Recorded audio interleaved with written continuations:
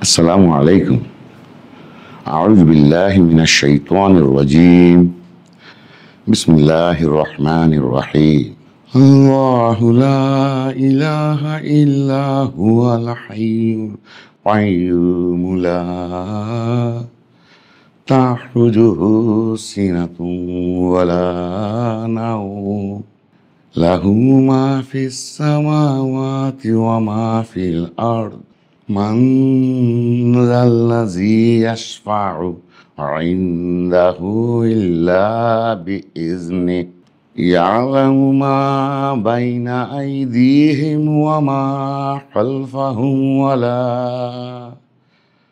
يحيطون بشيء من علمه إلا بما شاء وسع كرسيه السماوات والأرض ولا يؤوده حفظهما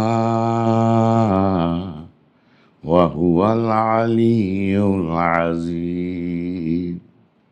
সাদাকাল্লাহুল আলিয়্যুল আযীম। হে আল্লাহ, আমার বক্তব্যগুলো স্পষ্টভাবে বলার তৌফিক দান করো। আচ্ছা, আসসালামু আলাইকুম। সুধীবৃন্দ, ভালো আছেন? আমি এই যে এত চেষ্টা করে এত সুন্দর করার চেষ্টা করেছি, এই জন্য বললাম যে কোরআন তেলাওয়াত করলাম, এর উদ্দেশ্য কি বলতে পারবেন? এর উদ্দেশ্যটা হলো আমার ইমেজ ম্যানুফ্যাকচার করা, অর্থাৎ আমার ভাবমূর্তি নির্মাণ করা। কেন আমার ভাবমূর্তি নির্মাণ করার প্রয়োজন হলো? আমার ভাবমূর্তি নির্মাণ করার প্রয়োজন হলো এই কারণে, আমি সামনে আপনাদের কাছে কিছু কথা বলবো এবং এই কথাগুলো যাতে আপনারা মনোযোগ দিয়ে শোনেন এবং আমার প্রতি কিছুটা সিম্প্যাথি হয়, এই জন্য সবচেয়ে দুর্বলতা, মানুষের দুর্বলতা ভয়ের জায়গা, সেই ধর্মকে আমি ব্যবহার করলাম এবং একটা পরিচিত সূরা আমি ব্যবহার করলাম। তো আমার এই যে ভাবমূর্তি আমি তৈরি করলাম বা তৈরি করার চেষ্টা করতেছি, এর একটা উদ্দেশ্য আছে। আমার যত কুৎসিত পরিকল্পনা আছে সামনে, সেগুলাকে বাস্তবায়ন করার পক্ষে আপনাদের কনসেন্ট বা মতামত উৎপাদন করার জন্য আমি আমার ভাবমূর্তি তৈরি করছি। এই জন্যই আমি প্রথমে শুরুতে কোরআন শরীফ তেলাওয়াত করলাম, আপনাদের সহানুভূতি অর্জনের চেষ্টা করলাম। আজকে আমি চেষ্টা করব, বিএনপির বিরুদ্ধে তো প্রপাগান্ডা হয়, চেষ্টা করব যে গতকালকে পিনাকি ভট্টাচার্য আজকের বাংলাদেশের ইতিহাসে সবচেয়ে আকাঙ্ক্ষিত এবং জনগণের আশা আকাঙ্ক্ষার প্রতীক মিটিংটা আজকে হতে যাচ্ছে। এই মিটিংটি নিয়ে উনি গতকালকে একটি ভিডিও আপলোড করেছেন, যেটা উনি প্রায় প্রতিদিনই করেন এবং বাংলাদেশের স্বার্থের বিরুদ্ধে ওনার ধারাবাহিক পরিকল্পনার জন্য যেই কাজটা উনি প্রতিদিনই করে যান তা করে যাচ্ছেন। তো আমি চেষ্টা করবো আসলে আমি কিভাবে এই পিনাকির ভিডিও টোটাল তার এই যে কর্মকাণ্ড আমার দৃষ্টিতে আমি যেভাবে দেখি, একদম অনেস্টলি বলছি, আমি যেভাবে দেখি আমি সেভাবেই বিশ্লেষণ করার চেষ্টা করব। এটা একান্তই আমার নিজস্ব মতামত, নিজস্ব জ্ঞান, নিজস্ব মূল্যবোধের উপর থেকে বিচার, এতে অন্য কোনো, বিএনপি আমি করি, বিএনপির ভাবাদর্শের প্রভাব তো থাকবেই। শুরু করি না?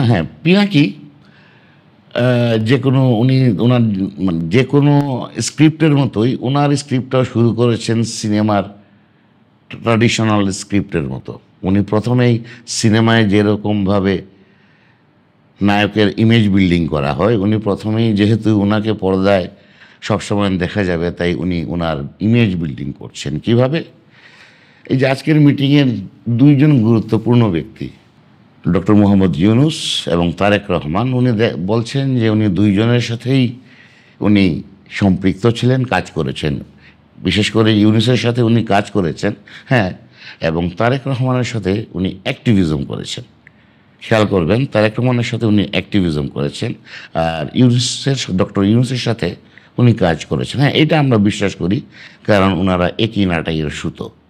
তো তারেক রহমানের সাথে উনি বলছেন অ্যাক্টিভিজম করেছেন। অ্যাক্টিভিজম করেছেন, তারেক রহমানের সাথে করেননি, উনি একই সময়ে সমসাময়িক সময়ে অ্যাক্টিভিজম করেছেন ফ্যাসিস্টের বিরুদ্ধে। তবে দুজনের মধ্যে পার্থক্য আছে। তারেক রহমান তার নিজের অন্তরের তাড়নায়, তার নিজের দেশপ্রেম থেকে ফ্যাসিবাদ বিরোধী আন্দোলনে অনলাইনে অ্যাক্টিভিজম করেছেন, অফলাইনে রাজনৈতিক আন্দোলনের নেতৃত্ব দিয়েছেন।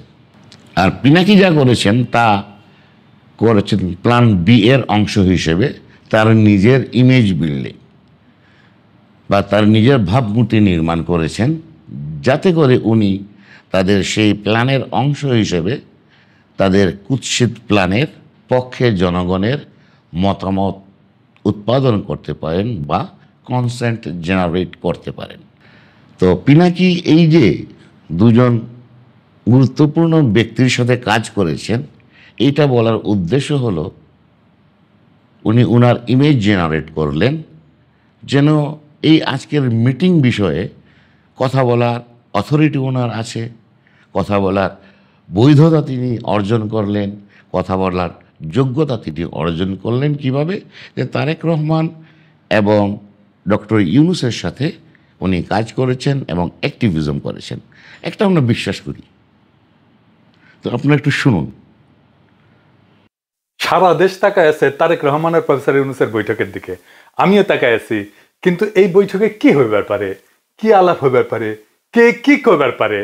আমি যেহেতু দুইজনেরই ঘনিষ্ঠভাবে চিনি আর বাংলাদেশের রাজনৈতিক পরিস্থিতি নিবিড়ভাবে পর্যবেক্ষণ করি, তাই আমি উনাদের আলাপগুলো কি কি হইবার পারে সেটার কাছাকাছি অনুমান করে ফেলবার পারবো। বাংলাদেশে খুব অল্প মানুষ আছে যারা প্রফেসর ইউনূসের সাথেও কাজ করেছে, আবার তারেক রহমানের সাথে ঘনিষ্ঠভাবে অ্যাক্টিভিজম করেছে। আমি এটা করেছি একটা নির্দিষ্ট সময়ে খুবই ঘনিষ্ঠভাবে, তাই আমার অনুমান খারাপ হবে না। দুইজনের চিন্তা পদ্ধতি আমার জানা আছে। এই মিটিং এ যদি তারেক রহমান আর প্রফেসর ইউনূসের আলোচনা ফলপ্রসূ না হয়, তাইলে বাংলাদেশের কপালে খারাপই আছে। বাংলাদেশের ভবিষ্যৎ সত্যিকারই চূড়ান্তভাবে অনিশ্চিত হয়ে যাবে। এখানে আরো একটা বিষয় আছে, তা হচ্ছে খালেদা জিয়া ম্যাডাম নিজে এই অচল অবস্থা কাটাইতে ইন্টারভেন করেছেন। তিনি প্রফেসর ইউনূসের সঙ্গে দ্বন্দ্বে না জড়ানোর পরামর্শ দিচ্ছেন এবং এবং তারেক রহমান এবং ডক্টর ইউনূসের সাথে কাজ করেছেন এটা প্রমাণ করার জন্য উনি তাদের কয়েকটা বৈশিষ্ট্যের কথা বলেছেন। যেমন ডক্টর ইউনূস খুব দৃঢ়ভাবে কথা বলেন, ওনার যুক্তি কোনোভাবেই খণ্ডন করা যায় না, এবং উনি ওনার যুক্তির উপর অটুট থাকেন এবং উনি ওনার যুক্তির উপর অটুট থাকেন। আবার তারেক রহমানের প্রশংসা করেছেন যে তারেক রহমান খুব ধীরে কথা বলেন, তারেক রহমান কখনোই উত্তেজিত হন না, এবং উনি যদি কোনো কিছুর বিরোধিতা করেন তখন উনি এইভাবে বলেন যে এই বিষয়টা যদি এইভাবে দেখা যায় যাতে অন্য কেউ আঘাত না পায়। তো উনি এই কথাগুলো, এই যে তারেক রহমান এবং ডক্টর মোহাম্মদ ইউনূসের কিছু গুণের কথা বলে উনি কী প্রমাণ করতে চাইলেন? আসলে উনি প্রমাণ করতে চাইলেন, হ্যাঁ আমি তাদেরকে ঘনিষ্ঠভাবে মিশেছি এবং তাদের এই গুণগুলো আমি লক্ষ্য করেছি। কিন্তু আসলে আপনারা যদি খেয়াল করেন, তারেক রহমান এবং ডক্টর ইউনূসের যে গুণগুলোর কথা উনি বললেন, এগুলো পর্যবেক্ষণ করতে তাদের সাথে কাজ করা লাগে না। আমি তারেক রহমানকে ফলো করি, এটা ওনার ভিডিওতে ওনার নেতৃবৃন্দের সাথে ওনার ইন্টারেকশন দেখলেই বোঝা যায় যে তারেক রহমান ধীরে সুস্থে কথা বলেন, তারেক রহমান সহজে উত্তেজিত হন না বা উত্তেজিত হনই না প্রায়, আমি দেখিনি। এবং তারেক রহমান মানে এমনভাবে বিরোধিতা করেন না যেন অন্য কেউ আহত বা অফেন্ডেড হয়। তো যাই হোক, এই বিষয়গুলো দিয়ে সে প্রমাণ করতে চাচ্ছে যে তার এই বিষয়ে কথা বলার মতো যথেষ্ট যোগ্যতা আছে। এখন তো জনগণের সাথে জনগণের সহানুভূতি তাকে নিতে হবে। জনগণের সহানুভূতি নেওয়ার জন্য সে সবচেয়ে ভালো যেটা উপায় সেটা মনে করছে যে ফজলু ভাই এখন বিএনপির যেই সবচেয়ে বেশি যে গালি খাচ্ছেন গতকালকে থেকে, সে হলো গিয়ে ফজলু ভাই। ফজলু ভাইয়ের ভিডিওটা এখানে নিয়ে আসছে, আপনারা একটু দেখেন।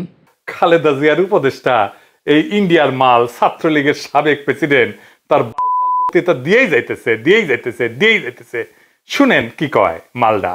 ইউনূস সাহেব যখন বাংলাদেশের সমস্ত পথ হারায় ফেলছেন, উনি পথ পাওয়ার জন্য আমাদের নেতা তারেক রহমান সাহেবের কাছে 12 ঘন্টা প্লেন চালায়া লন্ডন পর্যন্ত গেছেন এবং বলছেন আমাকে একটু কথা বলার সুযোগ দেন। শুনেছেন? হ্যাঁ, উনি কইতেছেন প্রফেসর ইউনূস প্লেন চালায় গেছে লন্ডনে। ইউনূস সাহেব প্লেন চালাইতে পারেন যাই না, ভালো লাগতেছে তার, তাও 12 ঘন্টা পর্যন্ত। সম্ভবত পাইলটের উপরে আস্থা রাখতে পারেননি প্রফেসর ইউনূস, তাই নিজেই চালানো শিখে নিছেন। বুড়ার আগ্রহ আর স্ট্যামিনা দেখেন। এই যে ফজলু ভাই বলেছেন 12 ঘন্টা প্লেন চালায়া বলতে ফজলু ভাই কি বুঝাইছেন আমরা সবাই বুঝি, কিন্তু সে এটাকে বলতেছে, প্রমাণ করতে চাইছে যে ইউনূস সাহেব ইচ্ছা করলে উনি সুপার হিউম্যান, ইনি ইচ্ছা করলে প্লেন চালায়ও যাইতে পারেন। এটা হচ্ছে যে ইউনূস সাহেবকে সে ইমেজ বিল্ডিং করতেছে। এবং তারপরে কি করলো, এর আগে সে বলল যে এইখানে খালেদা জিয়া ইন্টারভিন করছেন, খালেদা জিয়া বলছেন তোমরা ইউনূসের সাথে দ্বন্দ্বে যাও না, কিন্তু কথাটা আসলে এইভাবে না। খালেদা জিয়ার কাছে প্রস্তাব দিয়েছে যে ইউনূস সাহেব 13 তারিখ লন্ডনে তারেক রহমানের সাথে দেখা করবেন, এই জন্য খালেদা জিয়া বলছেন তোমরা ধৈর্য ধরো, 13 তারিখ পর্যন্ত অপেক্ষা করো। সেইটাকে সে কী বলতেছে, খালেদা জিয়া ইন্টারভেন করছেন, এটা তার একটা সূক্ষ্ম উদ্দেশ্য আছে। সে দেখাতে চায় তারেক জিয়া, খালেদা জিয়া, মির্জা ফখরুল ইসলাম আলমগীর এদের মধ্যে সমন্বয়ের অভাব আছে। খালেদা জিয়া কী ভাবছেন সেটা তারেক জিয়া বা মির্জা ফখরুল ইসলাম আলমগীর জানেন না, কিন্তু কথাটা আসলে ভুল। তারেক রহমান অত্যন্ত ভদ্র এবং নম্রভাবে আস্তে আস্তে কথা বলেন, কখনো উত্তেজিত হন না। এবং উনি যদি একটা বিষয়ের বিরোধিতা করেন তাও উনি এভাবে বলেন যে আচ্ছা এইটা এইভাবে চিন্তা করে দেখেন তো এটা কেমন হয়, এইভাবে বলেন। আমার সাথে যতগুলো ইন্টারাকশন হয়েছে আমি এটা দেখছি আর কি, এটা আমার নিজের ব্যক্তিগত অভিজ্ঞতা, কারো কাছ থেকে শোনা না। মুখে একটা মৃদু হাসি নিয়ে কথা বলেন। প্রফেসর ইউনূস হাসি মুখে খুব কঠিন যুক্তি সহজভাবে বলতে পারেন, দেখেছেন না আপনারা? উনি ডিটারমাইন্ড হয়ে কথা বলেন। উনাকে আপনারা তো দেখেছেন গত 10 মাস, উনি যুক্তি তুলে ধরলে সেটা খণ্ডানো প্রায় অসম্ভব। উনি নানা চিন্তা করে একটা চমৎকার খণ্ডানো অসম্ভব এরকম একটা যুক্তি তুলে ধরেন। এই মিটিং অত্যন্ত আন্তরিক পরিবেশে হবে, তাতে কোনো সন্দেহ নাই। কিন্তু তারেক রহমান তো কিছু চাইবেন সেজন্য, তাই না? কি চাইবেন? এই যে এখন দেখুন উনি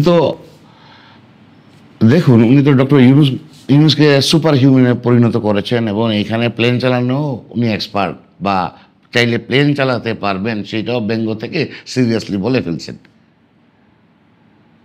কিন্তু এখন তারেক রহমানকে যদি ইউনূসের পক্ষে ইমেজ বিল্ড করতে হয়, কনসেন্ট জেনারেট করতে হয়, তাহলে তারেক রহমানকে মাটিতে নামাইতে হবে, কারণ তারা তো দুজন এখন এক জায়গায় আছেন। তো তারেক রহমানকে কীভাবে মাটিতে নামাইতে হয়, এই জন্য সে কি বলল, এই যে দেখেন, সে বলল তারেক রহমান কি চাইবেন এই মিটিংয়ে। শব্দচয়নটা খেয়াল করেন, তারেক রহমান কি চাইবেন এই মিটিংয়ে। শব্দটা বলতে পারতো না, তারেক রহমান কি বলবেন এই মিটিংয়ে। চাইবেন মানে তারেক রহমান কি ভিক্ষা চাইতে গেছেন? ডক্টর মোহাম্মদ ইউনূস গিয়েছেন বাংলাদেশ থেকে তারেক রহমানের সাথে কথা বলতে। সে এখানে ইচ্ছাকৃতভাবে তারেক রহমানকে নিচু দেখাচ্ছে যে তারেক রহমান ডক্টর মোহাম্মদ ইউনূসের কাছে কিছু চাইবেন। আমার মনে হয় উনি ইলেকশন ফেব্রুয়ারিতে আগে আনার অনুরোধ করবেন। এখন দেখেন, খালেদা জিয়াও কিন্তু মনে করেন ফেব্রুয়ারিতে ইলেকশন হইলে ভালো হবে। এইবার বলেন তো, বিএনপির জন্য ফেব্রুয়ারিতে ইলেকশন চাওয়াটা সবচেয়ে ভালো হইতো, এটা কে কইছে প্রথমে? আমি, এই শর্মা বলছে। সে বলতে চাচ্ছে যে তারেক জিয়া ইউনূসের কাছে চাইবেন ফেব্রুয়ারি মাসে নির্বাচন, এবং যদি ফেব্রুয়ারি মাসে নির্বাচন সিদ্ধান্ত আসে তখন সে বলতেছে যে বিএনপির পরাজয় হবে। কেন পরাজয় হবে? বিএনপি বলছে interim remember election in December. তার বক্তব্য হলো যদি ডিসেম্বরে নির্বাচন চেয়ে আপনারা ফেব্রুয়ারি মাসে নির্বাচনে রাজি হয়ে যান তাহলে আপনাদের পরাজয় হয়েছে, আপনাদের যোগ্যতা নাই নেতৃত্ব দেওয়ার, নেতৃত্বের উপরে আস্থা হারিয়ে ফেলবে কর্মীরা। কিন্তু এটা তো আসলে সম্পূর্ণ ভুল। রাজনীতি হলো আর্ট অফ কম্প্রোমাইজ। আমরা ডিসেম্বরে এই জন্যই বলছি, ওরা ইউনূস সাহেব বলছেন জুনের কথা, এই জন্য আমরা তাকে চাপ দেওয়ার জন্য ডিসেম্বরে বলছি যে মাঝামাঝি একটা বিষয় হইতেই পারে। তো এইটাতে যদি আমরা কম্প্রোমাইজ করি, 2 মাস ছাড় দেই জাতীয় স্বার্থে, তারেক রহমান যদি জাতীয় স্বার্থে 2 মাস ছাড় দেন তাহলে এটা কি পরাজয় হইল? নির্বাচন জুনের মধ্যে নেওয়ার কারণ বলতে সে বলতে চাচ্ছে তার সাথে ইউনূস ডক্টর মোহাম্মদ ইউনূসের খুব ঘনিষ্ঠতা আছে এবং ডক্টর মোহাম্মদ ইউনূস চাচ্ছেন জুনের মধ্যে অন্তত একটা বিচার আপিল বিভাগ পর্যন্ত, খেয়াল করবেন, একটা বিচার আপিল বিভাগ পর্যন্ত শেষ করে উনি ক্ষমতা ছেড়ে দেবেন। তার কারণ যদি ইউনূস সাহেব ছেড়ে দেন তাহলে বিএনপি আসলে তার কথা মতো এই নির্বাচন এই মানে যদি ইউনূস সাহেব বিচার করতে না পারেন তাহলে তার ভাষায় এই বিচার বিএনপি গিয়েও করতে পারবে না, কারণ দেশে গণ্ডগোল সৃষ্টি হবে। তাহলে দেখেন ভবিষ্যতে গণ্ডগোলের জুজু দেখায়া, বিচারের বাহানা দেখায়া তারা নির্বাচনটা জুনে নিতে চাচ্ছে, সেই একই কথা সে বলতেছে এবং এই কথার জন্য সে তার সম্মতি উৎপাদন করার জন্য এই ভিডিওটা তৈরি করছে। মূল কথাটা হলো যে ইউনূস সাহেব বিচার করতে পারবেন, নির্বাচিত সরকার গিয়ে বিচার করতে পারবে না। ইউনূস সাহেব বিচার করলে গণ্ডগোল হবে না, কিন্তু যদি নির্বাচিত সরকার গিয়ে বিচার করে তাহলে গণ্ডগোল হবে। এই জন্য ইউনূস সাহেবকে এই বিচার করতে হবে, এই বিচার করার আগে নির্বাচন করা যাবে না। বুঝতে পারতেছেন ভাইয়া? তারেক রহমানের সাথে তারেক রহমানকে হিউমিলিয়েট করার জন্য সর্বশেষ যে কাজটি করেছে, যদি তারেক রহমান ইউনূস সাহেবের কথায় রাজি না হন তাহলে তারেক রহমান খালেদা জিয়ার বিরুদ্ধে কথা শুনলেন না, এই কথাটা বলে খালেদা জিয়াকে উপরে উঠাইলো এবং তারেক জিয়া খালেদা জিয়ার কথা শুনছেন না এই হিসাবে তারেক জিয়াকে নিচে নামাইলো। তার কারণ হলো তাকে ইউনূসকে বড় করতে হবে, ইউনূসের পক্ষে সম্মতি উৎপাদন করতে হবে এবং নির্বাচন পিছাইতে হবে।